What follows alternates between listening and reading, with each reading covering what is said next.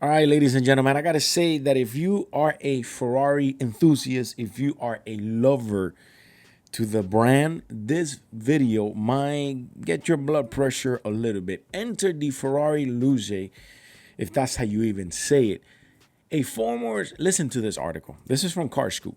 A former Apple designer helped shapes Ferrari's first EV ever, and the results look nothing like the praising horse car buyers expect. Investors are running for the hills with this vehicle.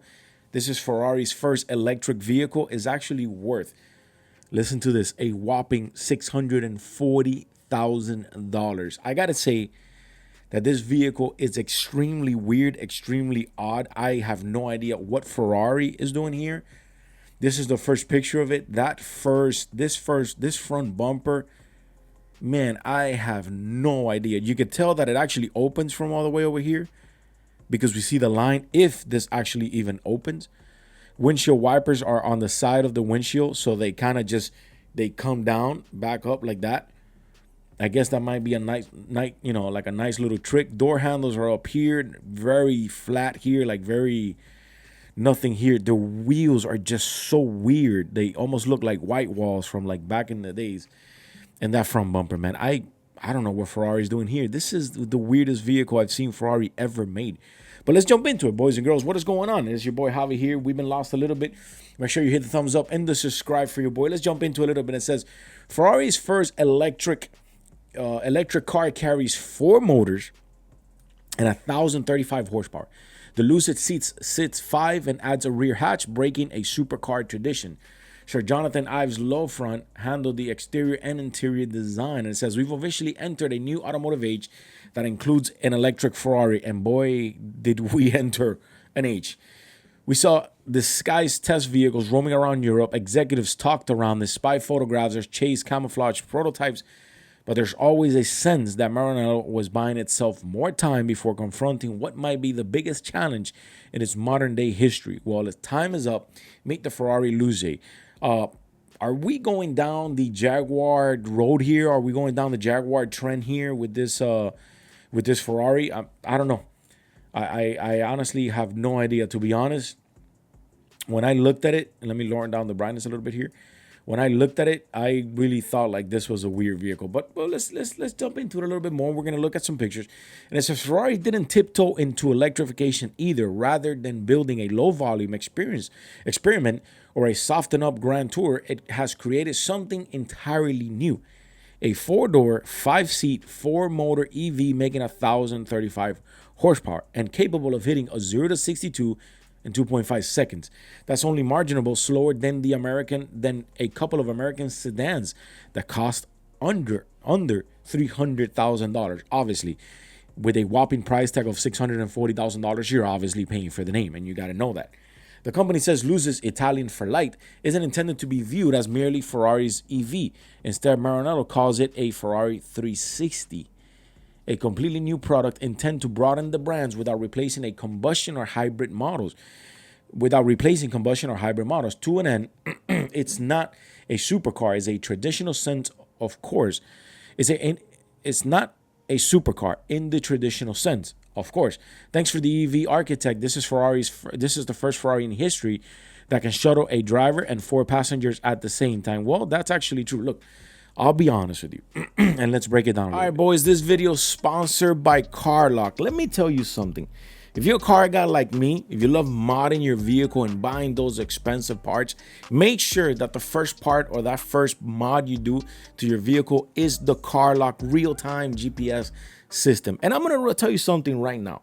You think you're going to take your vehicle somewhere, you're going to park it, you're going to lock the doors and walk away. Well, think again, because around 850,000 vehicles get stolen every year in America. That's about 1 vehicle every 37 seconds. And the recovery rate is less than 1 out of 3. And with CarLock, you actually get that peace of mind. This is the first mod I have ever done and will ever do to any vehicle I purchase from now on. CarLock has been a sponsor of the channel for quite some time. And let me tell you about some of the benefits that CarLock brings. Tamper and monitoring alerts. If anybody turns on the engine, if anybody moves the vehicle, if anybody opens the windows or opens the door or actually disconnect the system, which is the biggest questions everyone gets. What happens when you disconnect the system? Well, you're going to get a motion and you're going to get an alert like the one you see on the screen here. Now, if you want to find out more info on CarLock, if you want a 14-day trial, if you want a discount, make sure you use my codes JAVIVIBES, and all the links are on the description below. Let's continue. Wheels for me are definitely weird. I am not gonna lie to you. Those wheels, these are some wheels you could kind of buy.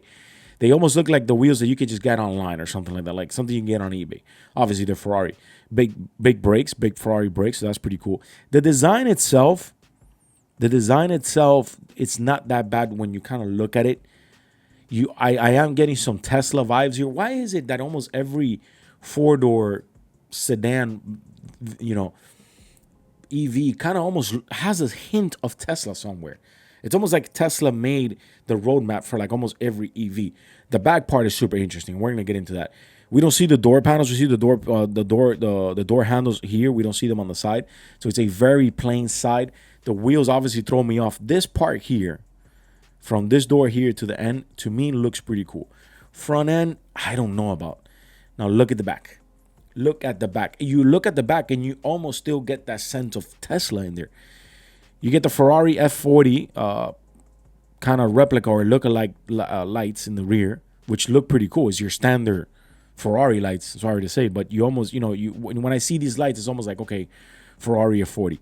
You get a huge badge here that says the name, and you get the horse there, which is huge. That front end is just weird, man. I don't dig into it, to be honest with you. I really don't. The car is pretty wide. It's super wide. The back here has interesting facts. I don't really hate the back, but it says the Luce was shaped entirely by love from the studio set up by Johnny Ive, and Mark Newson together after leaving Apple. Outside design houses are not new to Maranello. For example, both have left fingerprints on the brand over the decades with the Pininfarina and the Bertoni. I don't want to murder these names.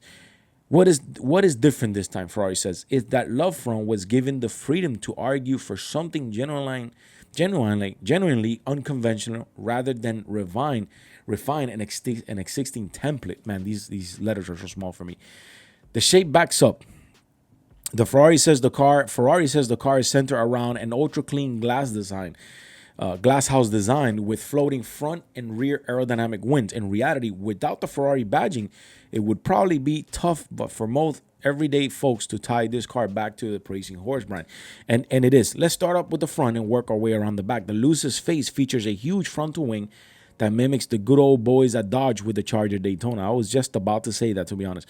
There's a secondary hood area behind it, and it's gloss black, and the two tones do tie to the car to other modern cars with Ferrari family. That said, the lighting and front fascia doesn't really shout Ferrari in any way. Now, let's get into some specs. The Luce rides on gigantic 23-inch front and 24-inch rear wheels. So the back wheels are actually bigger than the front ones.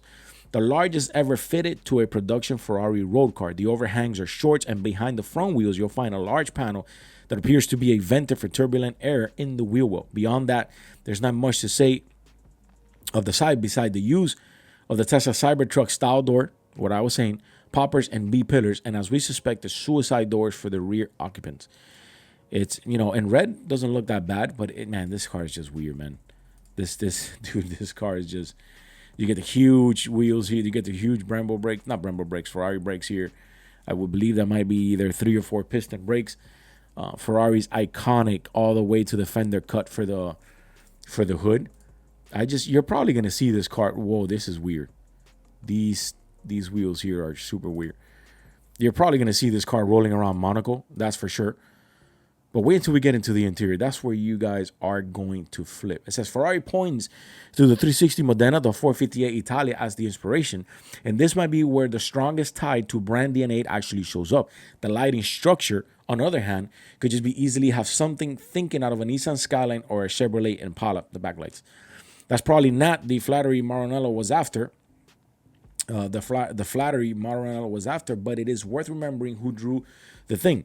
Ives was central to the design of the original iPhone. Newsom worked on the Apple Watch and various special editions. Today, the original iPhone is a flagship moment in design. The Luce won't probably go down in the history books with as much gravity, but perhaps over the years it'll age like fine wine. I don't think so, to be honest with you. This is the weirdest interior I've seen ever. It's almost like, and I'm going to say something here that some of you might kill me. It's almost like that Jeep Patriot interior where it's just like flat drop down. You get this weird Ferrari wheel here, kind of giving you that old school feel of a Ferrari wheel or steering wheel. You get your little infotainment here, which is not that little, it's kind of big, but it's just kind of just floating everywhere there. You get this screen here, which is touchscreen, and you get a few buttons. This is actually pretty cool, where you can see the battery here, as you can see, power, tour, mode, dry, and time and all that stuff. And then you get your air vents here. That's actually pretty cool. This I like. You get your watch integrated into the infotainment, and you get some buttons here, which I have no idea what that is. Launch, pretty cool. That's pretty cool. And then you get the sport, wet, dry, eyes, EST. Still kind of like that Ferrari F40. The buttons are pretty cool. You got the badge in there. But that steering wheel, man, and these door cards are just weird. And what are we supposed to just put here? Like phones and things like that and keys? Here's where you have the mode switches. And you have the watch here. This infotainment is actually pretty cool. I ain't going to lie. Everything else to me is just weird. I don't know how many times you can count weird. Well, let's actually look at the video here from Car Scoop real quick.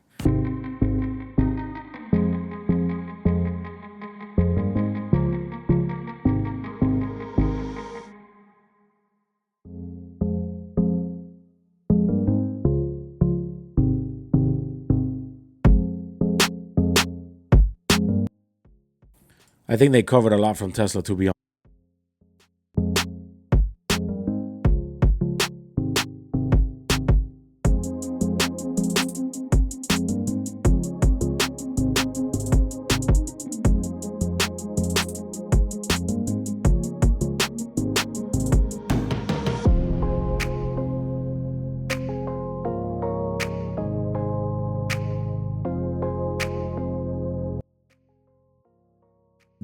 That is actually pretty cool. The fact that you can, and hold on, let me drop the audio here. The fact that this tilts left and right for passenger, that's pretty cool. I ain't gonna lie about that. And the vents are pretty cool. Look, I think and then this is the part that I like. This is really cool too. I think for the stuff that's missing in the other extra features, you do get something real nice, which is that tilt. It says here, there's also a physical overhead pull that activates launch mode because apparently pressing a button was considered too ordinary. Adding optional massage seats, rear passenger control, and a 21 speaker 3,000 watt audio system, more than you get in a 7-passenger Jeep Grand Wagoneer. Yeah, but it costs a whole lot more. And the Luce starts sounding like a stripped out of a supercar, more like a Ferrari looked at luxury EV buyers. And more like Ferrari looked at luxury EV buyers and decided to build them something entirely new. I don't know, boys and girls. Tell me what you guys think. I mean, the car weighs 4,982 pounds. The company says the low-mounted battery, 4-motor setup, torque vectoring, and packaging gives the car response compares something roughly of 4K lighter. That's a bold claim, but at this point, Ferrari can't really make small ones. I don't know. Tell me what you guys think. This car feels something out of a futuristic movie. It's got a 122 kilowatt hour battery pack and 800V architect that can recover 70 kilowatt hours in 20 minutes when using a DC fast charger, but capable of delivering up to 350 kilowatt. The entire battery pack does more than whole cells. It is structurally contributing a 25% gain in bending rigidity and 35% in torsional rigidity over the precision Ferrari application. The Ferrari opens up the doors, the book orders in Europe, and it's looking at around 520,000 euros, $600,000 in today's rate.